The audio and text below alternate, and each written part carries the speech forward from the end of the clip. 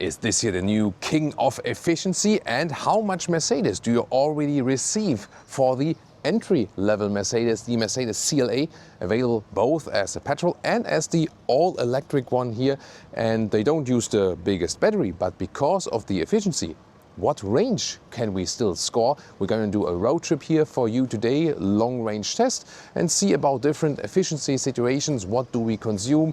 What's the real world range for this one? And of course, do also some charging tests for you now with Thomas Nautical Fuel in 4K, full screen, full length. Let's go here with the CLA 350 top EV version here with the closed front grille. Then you have these illuminated stars. You can also get these. Looks pretty striking at night. Definitely the only thing I'm not so fond of is that we have like these 2-unit things in the, there's much going on in the front, definitely, with all the lights, and they use so many stars now. Meanwhile, also in the daytime running light itself, this is the multi-beam LED, this, you know, this additional high beam functionality. And this one here, by the way, does not get the function where you can just press the logo to open the hood. This is new, for example, with the GLC EQ or the all-electric C-Class.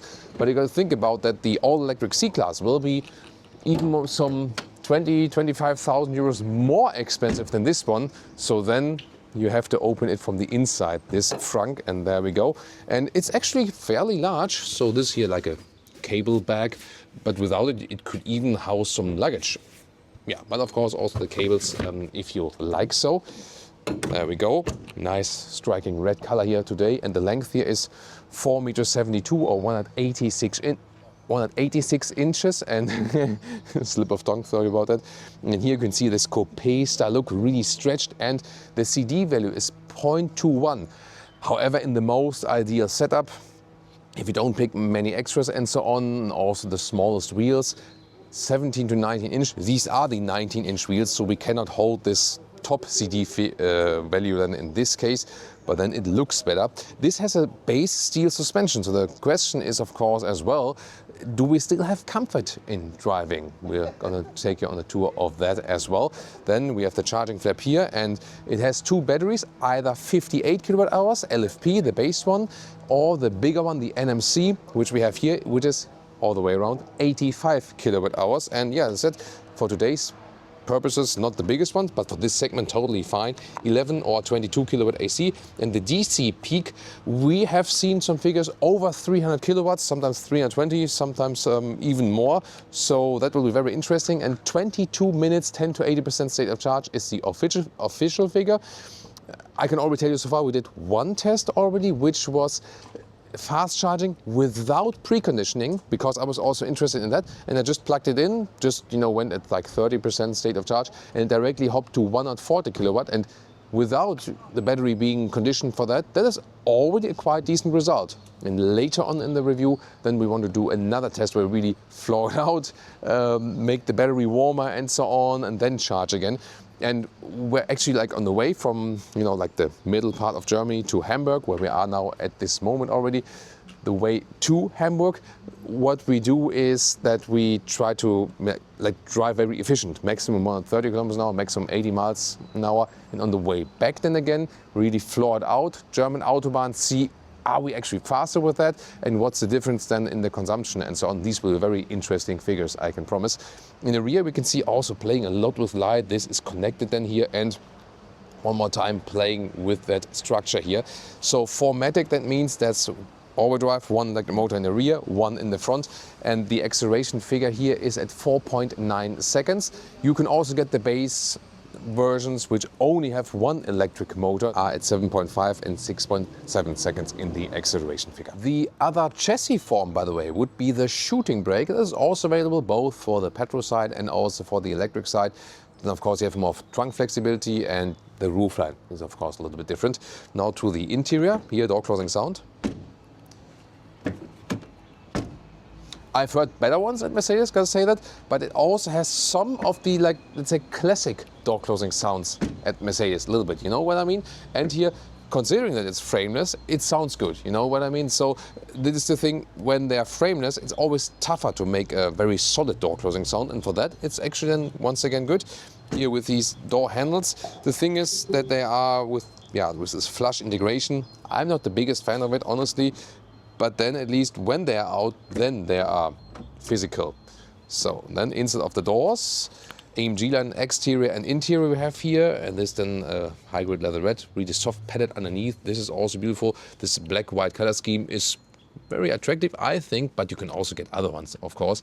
This one's again moves, but you don't have the button for the seat heating, sadly. And yeah, this has been a big discussion point that you only have 2 window levers, and then you press rear, and then you can control the rear ones. Some say that they sometimes mistake front and rear, and then they're happy about this easier solutions. Others say, I buy a Mercedes for 70,000 euros and only have 2 window levers. So there are definitely both of these perspectives out there. Then a steering wheel. At this moment for the CLA, they don't have any animal skin alternative for the steering wheel yet, but they offer it on a lot of other models already. This one being the AMG line, you have 2 spokes, otherwise you have 1 spoke. This is still the capacitive solution on the steering wheel, but this will go away. So when you will order a new CLA now, you will again get this rocker and roller, these physical dials in the upper fin of the steering wheel. That's a good development, but the first ones they have built, they still have these sliders on the top part. So the lower part will stay the same, the upper part will get the real physical dials. The seats, in this case then the sport seat in the AMG line, the base seat is different in the top part because this one here has this integrated head restraint style. It's still somewhat adjustable, a little bit at least. And then you have different side bolster, for example. But the seating depth here in this lower area, this will always be the same, no matter which seat you go for. Let's see about the comfort there. Here, microfiber inside, Artico leather red outside. And these are, I would say, probably the most preferable seats for the CLA. And some of you all who have already ordered the CLA actually say that to me as well. And headroom here is to here is close, but then to the glass roof it's actually fine with 189, 6'2". And the seats themselves, they're actually fine. But I would say for tall people, you always have to take a test seat first because the battery is in the lower part and the position of the feet here is a little bit close here. It's not the largest Mercedes vehicle, obviously, although it's already quite long. So if you're a little bit taller like me, you have to take a dealer test seating first. I would say so, or when you see a used one somewhere, because it's definitely not the most comfortable Mercedes model, especially for tall people. Some others see it differently. I can just say like what I feel from my body posture. And then here, by the way, the steering wheel up and down, in and out. This is then the manual control. And soon but what's actually quite cool is like when you move it, you feel how smooth the mechanism is behind that. Yeah, I love these details as a car enthusiast. Welcome to the cockpit of the CLA, which is screens. The passenger screen here is optional. You don't have to go for it. Otherwise, you would have like a star pattern design here on the right side. And the screens are large, yes, but also the bezels, the black bezels are still large. This one here in Hamburg. Always nice to see this map view. This is like the central city. This is the interesting harbor area, so definitely always worth to pay a visit when you are in Germany. And then we have the main menu like this. This is really easy to follow because you have these large icons there. Temperature unit always here in the lower part, and this one is actually quite small. I think they should have made it bigger. And also sometimes when you, for example, want to go to the seat heating, you have to go then in another menu, unless you do the voice control for it, which I'm not feeling that much that you use voice control for everything. Digital instruments on the left side then, and you can also have different views. The thing here is, of course, when you use these sliders here in the lower part, yeah, it's sometimes a little bit annoying because sometimes you slide up when you want to slide sidewards and so on. There's also a box for the head-up display in the top. You can also get this small head-up display. And from the driver POV here, there's actually a good grip on the steering wheel. Once again, I'm looking forward to get the versions which have the physical dials in the top part, but the lower ones will stay #capacitive BS. Not many physical interface, not a high physical interface here. As you can see for the indicators here, that's it. But in lower part also like a volume slider, for example. So I've seen better solutions there. The air vents, they are still not, like electric as we see in so many manufacturers these days. So I think I'm actually fine with this solution. The middle console here, you can get different decor elements for that. This one honestly looks a little bit cheap, I have to say. And then here, these cup holders fold out, but they are not really secure in bottles. So they now have introduced in some recent facelifts, like the S-Class, a new 4-dotted design. I would have wished for that one as well. This one, yeah, is a little bit clumsy, honestly. And then here, soft enough for your elbow, typical Mercedes split. And then you have more space underneath.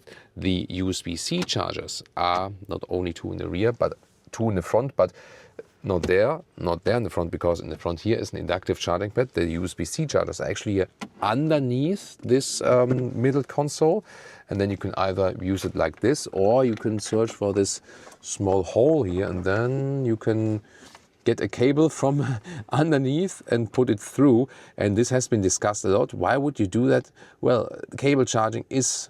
Hello, I'm the cable. Cable charging is faster than inductive charging, and the phone doesn't overheat that much. And so I think at least it's good that they offer this solution. Sometimes I ask the manufacturers, yeah, I mean, if you put them in the very lower part, why haven't you done it in the upper part in the first place? And then they sometimes say, yeah, there wasn't enough space for like the charging ports there. I'm not so sure about that. Or if it was like a reason of, hey, hardly anyone charges with the cable anymore. I do, and some of you maybe as well. And of course, we gotta talk about the Burmester sound system here. And you can select this intensive thing now, especially for electronic music.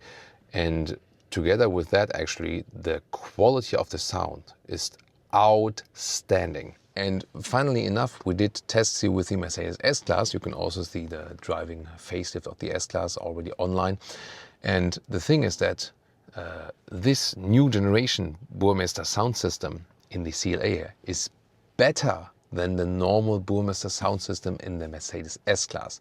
This one here, always when we listen like to very emotional songs, we get goosebumps all over the place. It is at this moment by far the best sound system in the whole car industry we have had. And somehow also this car is maybe giving good acoustics by itself. I don't know. We even tested then the optional 1700 watt 30 plus speakers Burmester sound system in the S-Class, because there they have 2 different ones.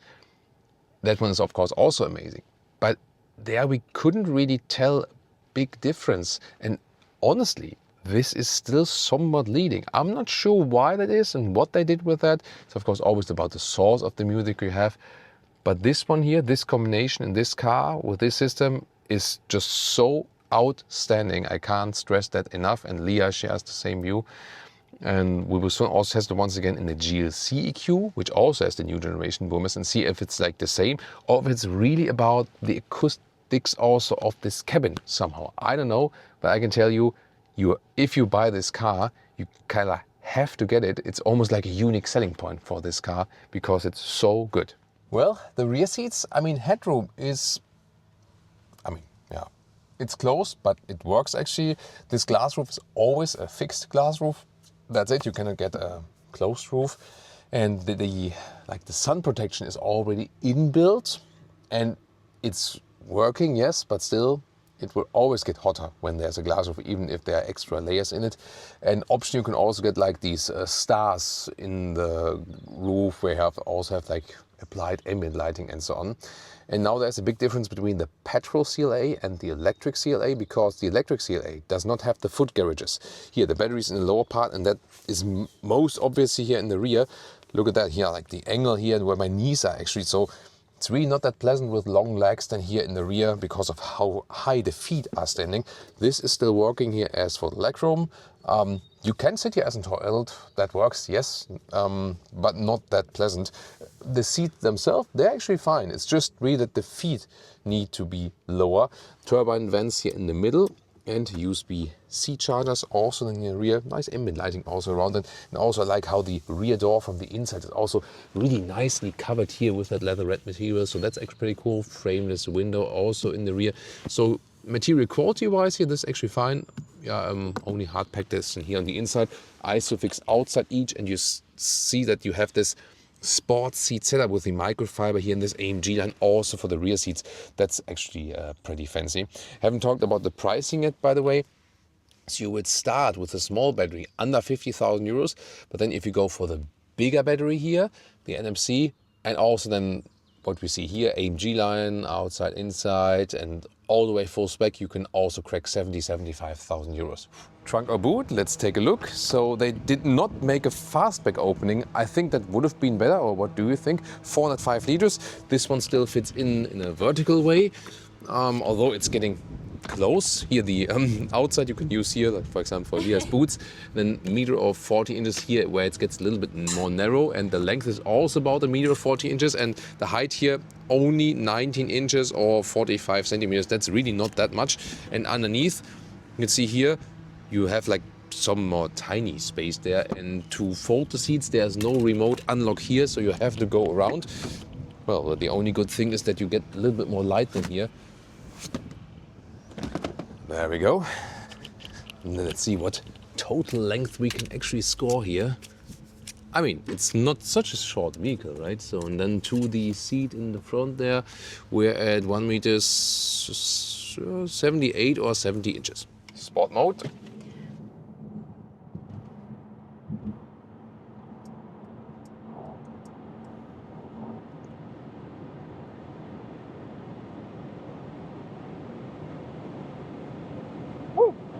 Ooh, that was smooth. That was 30 to 180. I like that. Yeah. 4.9 seconds, 0 to 100 is the official figure. And I'm not sure if you have seen or felt that or something like that. You probably noticed there was one shifting. Yes, yeah. I think it was very smooth for me. Yeah, I mean, it was not that extreme. Yeah, for the passengers, it's good. Yeah. There are more, there are more extreme electric vehicles out there for sure, but I mean it's more than enough here with the CLA 350, the strongest version at this moment. And you also saw that the shifting came quite late, and usually it would shift up earlier unless you go all the way out full throttle. Then the shifting is later to get the maximum performance. Otherwise it always shifts around like 80, 90 kilometers an hour and so on. So for example 0 to 100 hammering through, then it would stay in the first gear, and Leah is already hotter from the acceleration now. It's the seatbelt here. Yeah, but the red seatbelt. Oh, the red seatbelt, yeah, also hot, yeah. But when you are like driving in the usual way and also stay in the normal mode, for example, you can also click it through here. Then the shifting up would happen earlier at normal motorway speeds, because the second gear is not that great in the acceleration, but it's better for efficiency, for higher speed driving, and the first gear is better to get a maximum acceleration out. And there are no dual glass windows, and it's very silent in here. Yeah. Considering we don't have the lamination, more side mirrors, they are actually helping, because there's not so much wind turbulence. So this is surely helping. I think there's two, and it's also frameless doors, so it's still very nice. And we fit to the interior color here. Yes. Because I'm white and Thomas is black. Exactly, the black and white seats. Yeah, that's also. We need some red hat maybe for the next time. Yeah, and here all the way out, German Autobahn is a very good test. And we of course soon also have the efficiency figures for you at 100 kilometers an hour and 130 kilometers an hour, so at 60 miles an hour and at 80 miles an hour. This will be very interesting for sure. Excited, is it? Yeah, because... And I mean, it's a very good motorway vehicle, definitely. Yeah. I mean, suspension here is just a standard suspension. There's no adaptive suspension here at this moment. And even in the city, it was very nice. Yeah. The only thing when you feel that it doesn't have adaptive suspension is when you have like some potholes. Mm-hmm. Then you would feel a difference to cars that do have adaptive suspension. And we have the 19-inch wheels on here, so it's the biggest wheels available, so the most uncomfortable setup you can get. If you want more comfort, then you would stick with smaller wheels. Yeah, but it behaves, especially in this, like in waves. Yeah. So smooth. Yeah, and even in the corners, it's very, very nice. Yeah. For example, here, some lane change. Super smooth. Super smooth. Yeah, that's the driving really cool. Is very, very cool. So it's also a lot of fun to drive, and we have been driving the petrol version of the CLA together a couple of months ago, and you wouldn't feel that this one here is much heavier. No, because the engine was very, very not that loud. Yeah. You can't hear it in the inside. Yeah. So both very similar to drive actually, and usually like the electric version is much heavier and then might feel heavier to drive, but that's not the case here. It feels light. and super agile and a lot of fun, also precise steering input. The only thing is when you're very tall, like us, then you sit a little bit, your knee is very high and that's not that comfortable, also here's not much space for my legs, and the seating position in the car is not the ideal thing. So that's I think the main criticism point about this vehicle. When you are tall, both front and even more so in the rear. In the rear, of course, in the petrol version, it's a little bit better. And here the headroom is not that... it works, but it's close. But it's more the seating position itself. So I think from driving itself, it's a great motorway vehicle. Just when you're really tall, you should take a test ride first and say, like, is that okay or not? These seats are, itself, they're fine. And there's also not a difference if you don't have the sport seat, then I explicitly asked the Mercedes guys about that. So where you sit on, this area is always the same from the seating, like the seating depth, so-called German Einsitzhöhe. That's always the same. It's more about like how the rear is designed. So that won't make a comfort difference in that respect, But the seat is fine, I think. Yeah, the seat itself is fine. Yeah, just how like my feet should be lower in the vehicle. We want to sit a little bit higher here in the back. Yeah, that's maybe like that here. Maybe it helps when I put the seat a little bit higher. That's maybe a little bit better, you can try around with that a little bit, but wow, this is like the entry-level EV for Mercedes. Still, the price is relatively high. And you should definitely go for the Burmeister sounds. Burmeister? Burmeister, yeah. Yeah, it's really great. We talked about this many times now, and just goosebumps all over the place. Yeah. It's really cool. So, yeah, that's really And what was the price, sorry? Like 75k full spec, like this one here, all-wheel drive 350, and with everything, all the bells and whistles, biggest screens and so on. Yeah. And that's very expensive still. Yeah. Just the C-Class electric that is coming up, that will be even more expensive. Considering that it's just 9 kilowatt hours larger battery, and you have like 25,000 euros more. I asked Thomas if there would be an electric E-Class. That would be cool. Yeah, there will be something like that coming up as well, yes. Probably on the base E-Class and S-Class electric, but that will take some more time. We'll keep you updated with that. First step now is the electric C-Class, which sits on an own platform together with the GLC EQ. So that is their electric platform. Right? Yeah, it's like 25,000 euros more expensive than this one. You have the longer hood then. That means you don't have more space on the inside, really. It's more about like this different exterior design, and you get some more luxury features. For example, you get the rear exit steering, you get the air suspension. These might be the main reasons to go for the C-Class electric, and then maybe also spend some more time for that. But yeah, besides that, it's not the most ideal tall driver position. To take the exit here. Yeah, switching the motorways, of course, is always a lot of fun. Yeah, it's cool. Yeah, it's always a good test because you have like a high-speed corner, so to speak. That's really good. But yeah, it's behaving Seating so is for well. us. Yeah, GSC would be better, I think. Yeah, this one. Side eye to you. This GSC would be better, right? Like the C-Class EV would be more than the direct relative to the GLC EQ. The direct relative in the SUV to this one here would be then an upcoming GLA, which will be also launched pretty soon, and also the GLB, of course, the larger one. And we are driving to the S-Class event now with this car.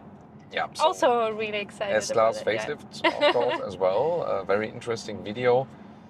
Of course, sometimes said to be like the Mercedes of all. The Sonderklasse. That's of course then many segments above that. So also interesting to find out more about that, different design and technology and so on. So the difference between the smallest and the largest cars at Mercedes has also been shrinking. And you also feel that here. So it drives in a very, very elaborated way, although it is, so to speak, the entry-level Mercedes. Yeah, but then again, the prices are also pretty elaborate. On our road trip, so what we're gonna do, we have already done some measurements as for like these 100 and 130, and we'll drive all the way now to Hamburg, and this is almost 400 kilometers, 250 miles. We will 370. Yeah, to be very precise, very yes. precise. Because we're German, we have to be. And what we're going to do is we try to limit ourselves at around 130 kilometers an hour, maybe sometimes a little bit more when you need it for overtaking, but not like really race, and see how much range we can score, if we can do it also with one charge. And then the way back, when that was successful, we try to drive a little bit faster, so we can really see how that goes. But I mean, the first figures I see here in the infotainment system promise a very, very efficient vehicle. So it really seems to be that this one is one of the efficiency kings on the road at the moment in the electric segment. So these figures, they will be coming up. Very excited about that. Now we arrived in Hamburg. This is, by the way, here the main train station. Also, very nice buildings they have, of course, here in Hamburg. And we have covered now almost 380 kilometers. And it says we have 130 kilometers left. So overall, the car calculation here says that we can drive 500 kilometers, about 300 miles, 100 to 0. And this was with maximum 130, 140 kilometers an hour, maximum around 80 miles an hour on the motorway. But we always did that when we could, and that was quite often. And now, in Germany, it was not too much traffic. And so we scored some 17 kilowatt hours on 100 kilometers on the whole trip. Means some 3.7 miles per kilowatt hour. So very, very efficient. And I mean, it's not the largest battery, but meaning that you can go with an 85 kilowatt hour battery. Realistic German Autobahn, 500 kilometers or 300 miles is a very impressive result. And of course, we did some zeroing out purely 130 and 100 kilometers for you as well. Yeah, that's very interesting, because when we zeroed out and then did 130 kilometers an hour, 80 miles an hour, we also got almost similar result, 18 kilowatt hours, 100 kilometers, so 3.7 miles per kilowatt hour as well. And the reason is that we mostly drove that here as well on the motorway, just that the average here on the whole trip is lower, because when you at some point are a little bit stuck in traffic, the average really quickly drops down. So realistic range then 470 kilometers or 290 miles at that speed, at the higher speed, and then at the lower speed at 100 kilometers an hour, 60 miles an hour, we're even only at 13 kilowatt hours per 100 kilometers or 4.8 miles per kilowatt hour. That means when you go here 100 kilometers an hour, 60 miles an hour, you can have a realistic range of 650 kilometers or 410 miles. So this is really one of the efficiency kings out there at this moment. Super, super interesting. And that's why also in general, one of very hot EV picks out there, if the seating position is good enough when you're a tall person, definitely. And we'll soon also take a comparing driving to the C-Class electric and tell you if the extra price is worth it. Yeah, it was an exhausting way, especially for Leah, because she was driving, but she was also flooring it out a little bit. Sometimes 180 kilometers an hour. Told you that Leah is driving faster than I. That's what it is, yeah. And there was, of course, then on the one hand, higher consumption, but it was still super efficient. But then we also had a lot of traffic jam and so on. So now we consumed 3 kilowatt hours and 1 kilometers more, so just a little bit more. But even when you don't drive super efficient, you can still easily go more than 400 kilometers, more than 250 miles, even with really high speed on the motorway. And there were also a worse weather on the way back as well. Now we have also preconditioned the battery, 13% SOC.